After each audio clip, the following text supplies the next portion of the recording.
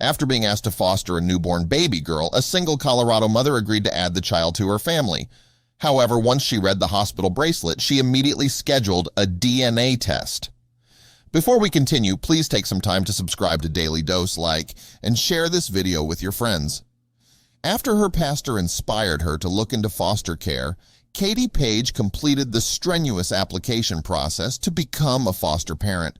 A year later, she was caring for her fourth foster child, a 1-year-old baby boy who had been abandoned by his mother after he was born, addicted to illegal narcotics. Within months, Page knew this baby boy was meant to be her own. So she fought tooth and nail to adopt him, ultimately winning the battle and giving her son the name Grayson. However, days after the adoption was finalized, she received another familiar call. Less than 2 weeks after adopting Grayson, Page's caseworker asked her if she would take in a newborn baby girl. This was an emergency placement, as the baby was born drug-exposed, just like Page's son had been at birth. It only took 10 minutes of contemplation for Page to agree to take the infant.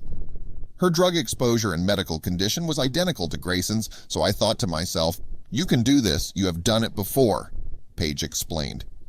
As she settled into her first few hours with the newborn girl, Page noticed something peculiar on the baby's hospital bracelet. Much to her shock, the mother's name matched the name Grayson's mother had given at the hospital a year ago. "I asked my roommate to watch the children for a moment, and I went to find Grayson's paperwork. That's really odd. The date of birth is only 1 day different than Grayson's mother's. My roommate and I were looking at each other, wondering if we were thinking the same thing. Could they have the same mother?" Page wondered. Katie Page stared at the children, looking for any resemblance to one another. Grayson is half African American and has tan skin and dark curly hair. The baby girl was fair-skinned with straight reddish blonde hair. Page knew that Grayson's mother had lied about her information to the hospital when he was born, she told Good Morning America. "The caseworkers told me her story, which was really similar to Grayson's," Page recalled. "I saw her medical bracelet, and the first name of her mother was the same name as Grayson's mom. She didn't have a typical name." Page raised the question to her caseworker, who reviewed the children's documents. Just as she suspected, the babies seemed to be siblings. A DNA test was performed, revealing that Grayson and the baby girl, who was less than a year younger, were biological siblings. A few months later, the new mother finalized the baby girl's adoption, naming her Hannah. However, the Page family's adoption journey wasn't over. 2 years later, Page adopted her children's youngest sibling, a baby boy named Jackson. "The minute I held him, I was so overjoyed," Page told Good Morning America of her new son. "I said, this is their brother, this is their family."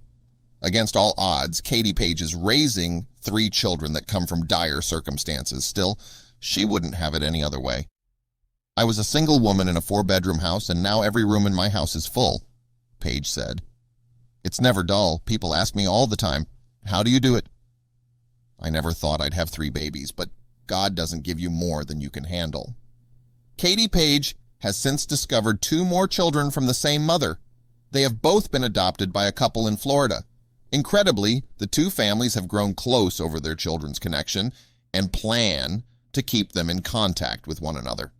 Thanks to Page's generous heart, 3 children who could have grown up never knowing their siblings are being raised together. While the sacrifice is great, the reward of taking in underprivileged children is even greater, as Katie Page has proven.